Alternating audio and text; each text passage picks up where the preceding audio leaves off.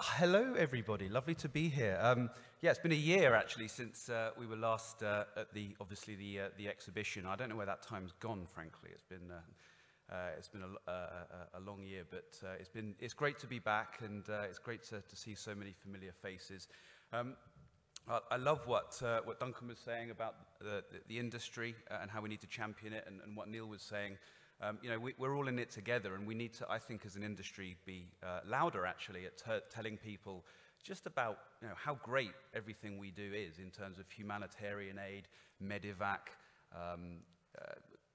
improving security and efficiency and productivity. You know, it's an industry that really not many people know about, and we need to turn the volume up on that and actually go to, I think, a lot of the protesters that are coming into that are standing up and talking against us. I think we need to get a lot better and a lot louder at challenging back on that. So, yeah, it's great to be here, and I wanted to talk a little bit actually about the history of probably one of the most successful business jets, the Hawker Siddeley 125. It's an aircraft that is loved and known all over the world. It's an aircraft that is well known for being exceptionally robust, reliable, cost efficient. It used to be, not perhaps by today's standards, but it's an aircraft that has sold in its thousands, in fact, 1,700 Hawker business jets have been delivered in total. So in 1977, Hawker Siddeley merged with British Aerospace. And over the next sort of decade or so, there were increasing entrants into the business jet market as the popularity of GA started to improve and grow. And pressure from other manufacturers, Learjet, the Learjet 35, perhaps the Falcon 50. BAE decided they needed to reinvigorate, rejuvenate the HS-125, and indeed they did with the Hawker, the original Hawker, the 125-800. It was a larger aircraft. It had a new designed wing. It had a glass cockpit. And really, following 1983, were the glory days for the Hawker. It was operated all over the world, and it still is. I think the vast majority, 80% of those aircraft are still operational today. And I know that the likes of Arrow and Tamir, the Hawker remains a very popular, both the 400 and the 800 remain a very popular choice of aircraft here in Israel, mainly for those benefits that I mentioned. In 2007, Raytheon actually owned the aircraft, owned the type certificate, the HS-125, and in 2007 created Hawker Beechcraft. Hawker Beechcraft was located in Wichita.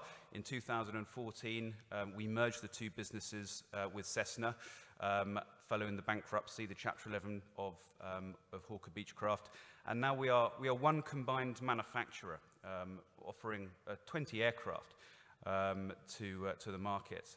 So I know that a lot of people love the Hawker and wish that it was still in production. And indeed, we had to make difficult decisions about stopping the production, or at least not restarting production of that aircraft. We would continue building our jets through the Citation line. That was going to be our primary jet offering. But the maintenance, the spare parts, the engineering that is required for those Hawkers still carries on and is still delivered by Textron Aviation at every one of our service locations around Europe and across the world. So just in terms of the jets, there's 6, okay? So we have the entry-level Citation M2 right up to the Citation Latitude and the Longitude. These are aircraft operating all over the world. If you look at the combined total number of aircraft that we've delivered, it's 250,000. It's a big number. And that's in 170 countries all over the world. And that's not just Citation, by the way. That's adding up all the Hawkers and all the Citations and all the Pistons and all the turboprops as well, such as the King Air and the Cessna Caravan, and indeed now new aircraft that we've got like the Sky Courier, which we built for FedEx. So it's a nice, diverse, wide range of products. And I'm very happy to say that in 2022, we were able to lead segments again in delivery numbers. The King Air 260 and 360 had very strong years last year.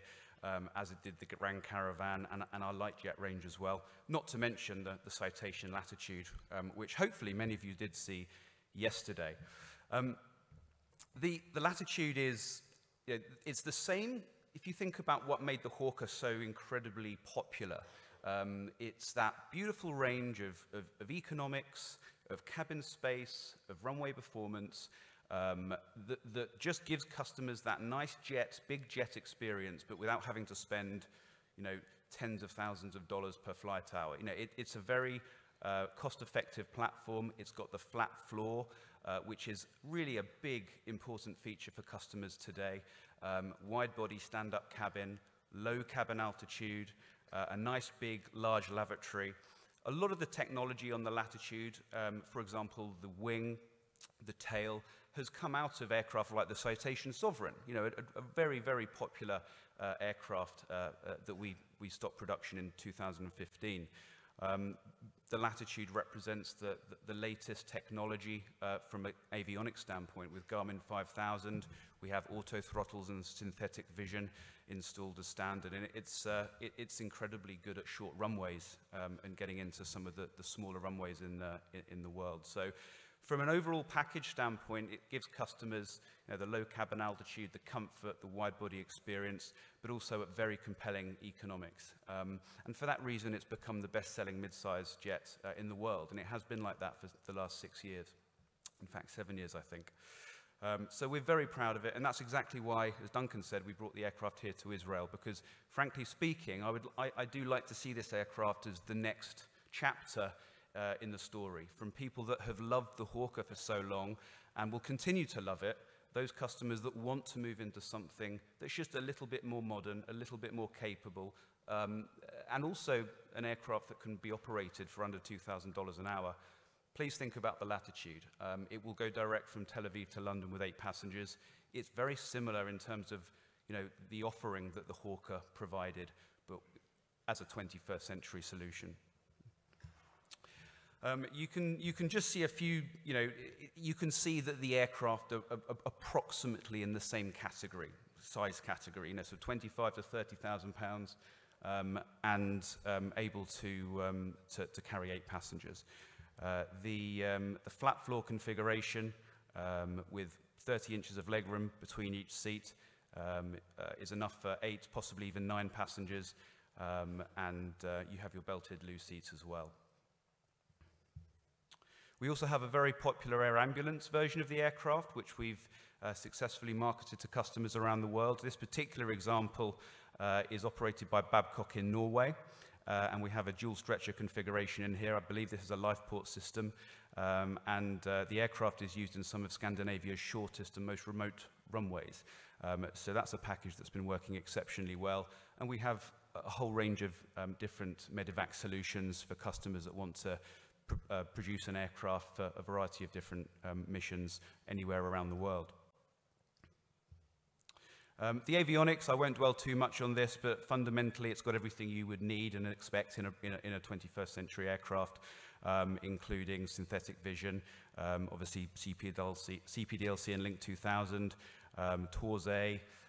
We can equip the aircraft with very high fidelity sound system in the cabin, satellite internet capabilities, and everything that you would need to qualify for an Israeli certificate of airworthiness. So that's really, in a nutshell, the Latitude. One of the nice things about the aircraft from a yield standpoint, if you think about chartering it, is that cost of operation versus what you can actually charge is really quite impressive. That yield, that margin is substantial, and for that reason, it's become a key aircraft in charter fleets across the world. So it really does deliver a nice blend of economics, performance, and comfort. I just want to finish by showing a very short video in fact, before I do that, I will just flick to the range circle, which just gives you an overview of how the Latitude actually compares to the Hawker. So you can see that London with the Hawker has always been a key route. Latitude will just do that without any worries about headwinds or passenger loads whatsoever. So yeah, it's a nice solution. I think it's a good solution for Israel, and we'd be very happy to talk to you about the delivery availability and of course pricing. But finally, I'll have a short video for you, which hopefully will roll now.